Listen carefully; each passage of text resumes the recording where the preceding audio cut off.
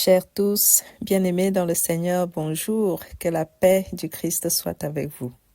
Poursuivons aujourd'hui notre parcours des 12 petits prophètes avec la lecture du livre de Jonas. Jonas, fils d'Amittai, nous est présenté comme un prophète envoyé malgré lui vers un peuple méchant et pécheur, les habitants de Ninive. Dieu veut porter son message aux pécheurs de Ninive, Ninive en Assyrie, afin de les prévenir que le temps du sursis est passé et, s'ils ne changent pas, la ville sera exterminée. Mais il va se passer quelque chose d'inhabituel dans ce livre. D'inhabituel dans les livres des prophètes, c'est que ce prophète va refuser la mission que Dieu lui confie. De ce refus qui va entraîner beaucoup de choses, beaucoup d'événements, pour finalement se transformer en acceptation, nous allons voir à quel point la relation que Jonas entretient avec Dieu nous en apprend beaucoup sur la puissance de Dieu, mais aussi sur sa grâce. Aujourd'hui, lisons les 2 premiers chapitres que nous allons intituler « Impossible de se dérober devant Dieu ». La suite après la prière.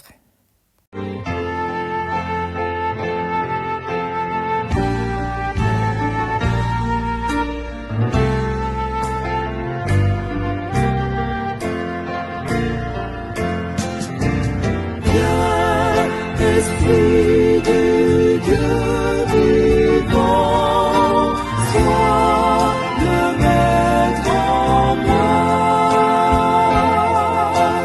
Viens, Esprit de Dieu vivant, sois le maître en moi. Sonde-moi,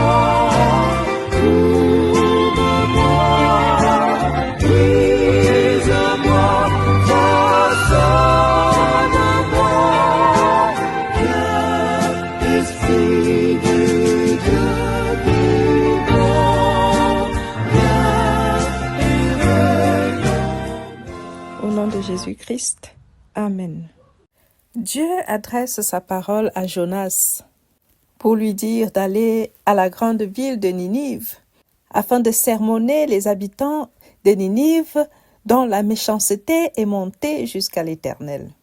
Lorsque Jonas entend ces paroles de l'Éternel, au lieu d'obéir, il va étonnamment décider de s'enfuir, de fuir loin de Dieu, d'emprunter un bateau à destination de Tarsis, très loin de l'endroit où il se trouvait. Visiblement, Jonas aurait beaucoup donné pour ne pas aller à Ninive.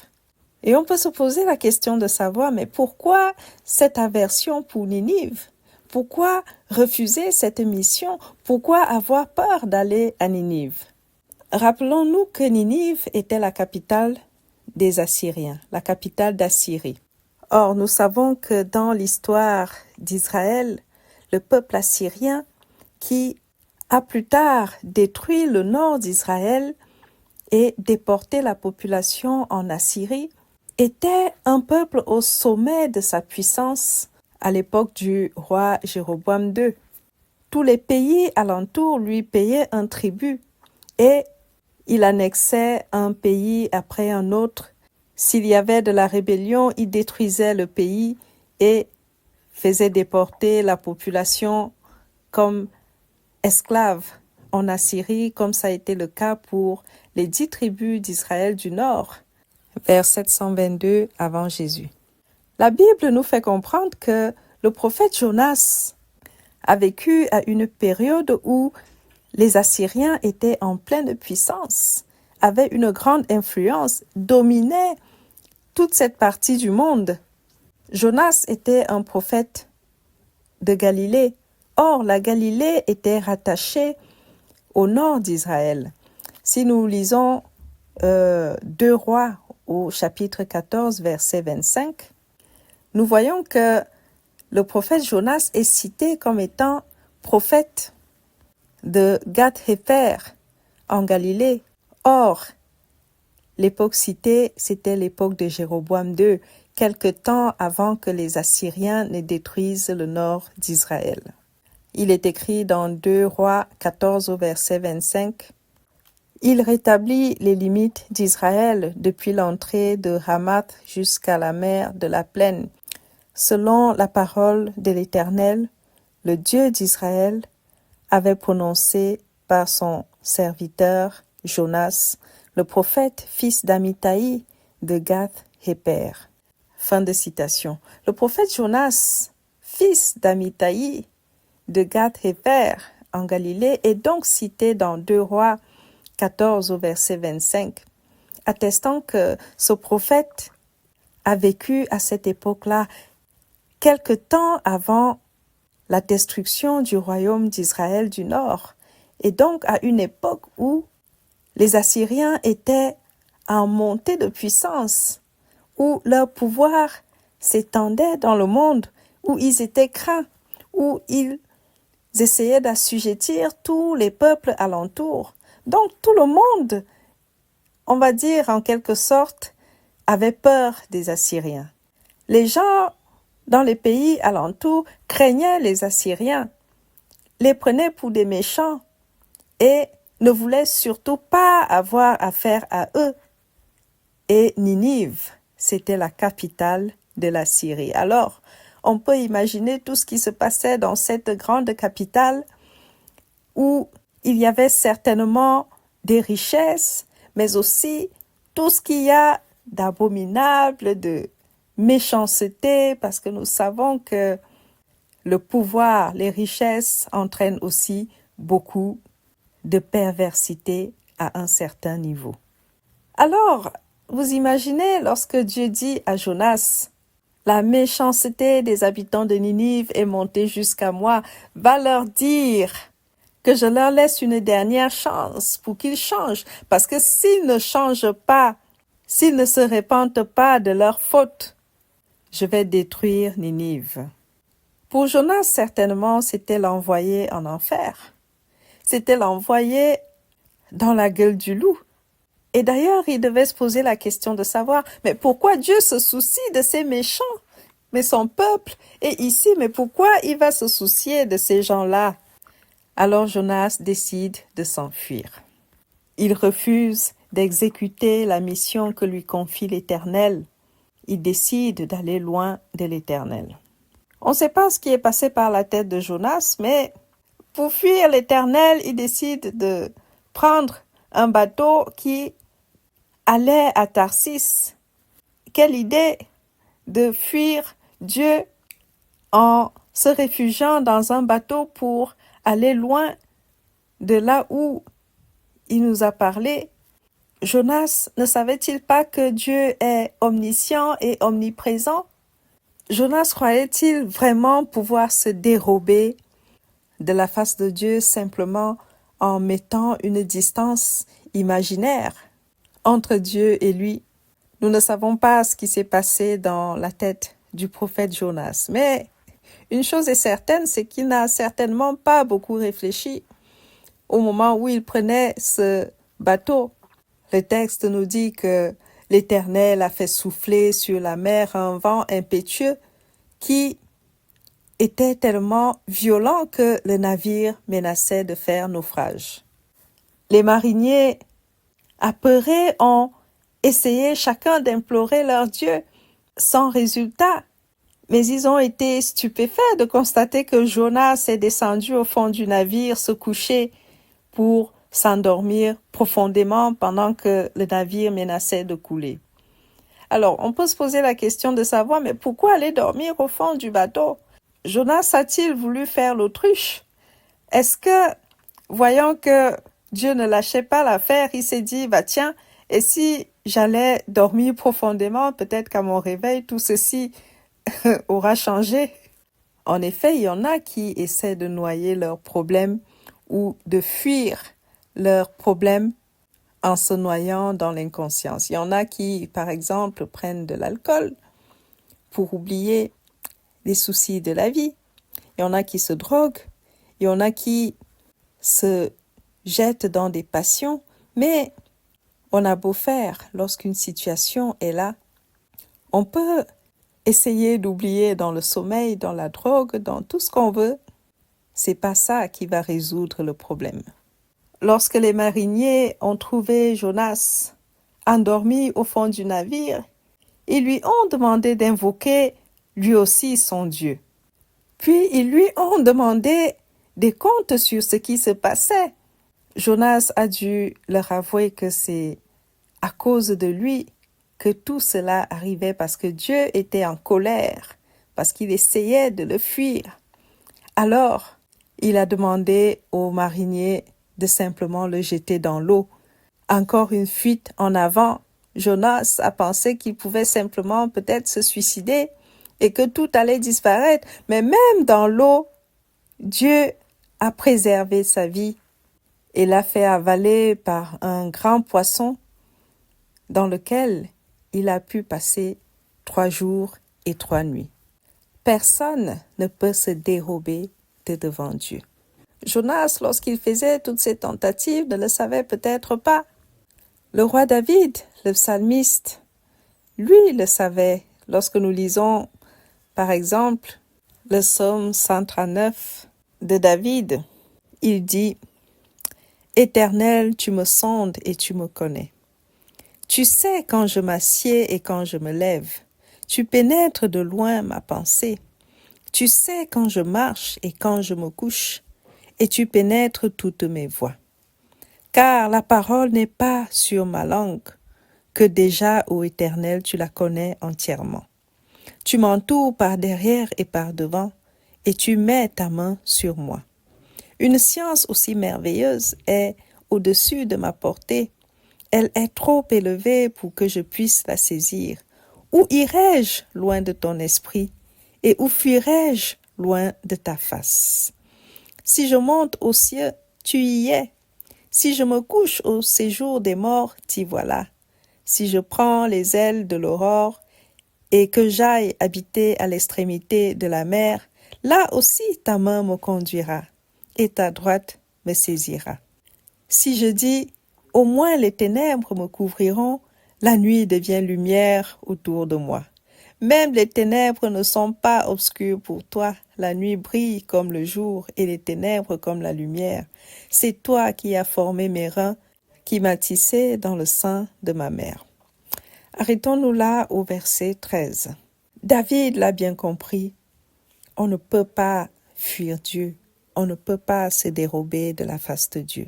Et très souvent, nous nous comportons un petit peu comme Jonas parce que nous croyons pouvoir nous cacher et faire certaines choses à l'insu de Dieu. Combien de fois on se lance dans des projets iniques et mauvais, malsains même, sachant qu'ils sont contraires à la volonté de Dieu et qu'on met en place toutes sortes de petites manigances et de petits manèges pour camoufler les méfaits. Mais la question qu'on peut se poser, c'est lorsque on fait certaines choses et qu'on se cache, on se cache de qui?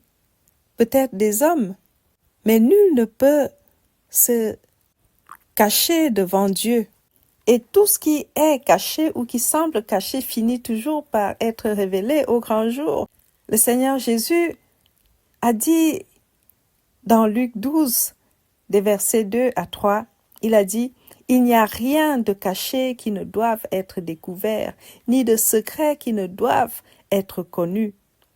C'est pourquoi tout ce que vous aurez dit dans les ténèbres sera entendu dans la lumière, et ce que vous aurez dit à l'oreille dans les chambres sera prêché sur les toits. » Car on peut se cacher des hommes, mais on ne peut pas se cacher de Dieu.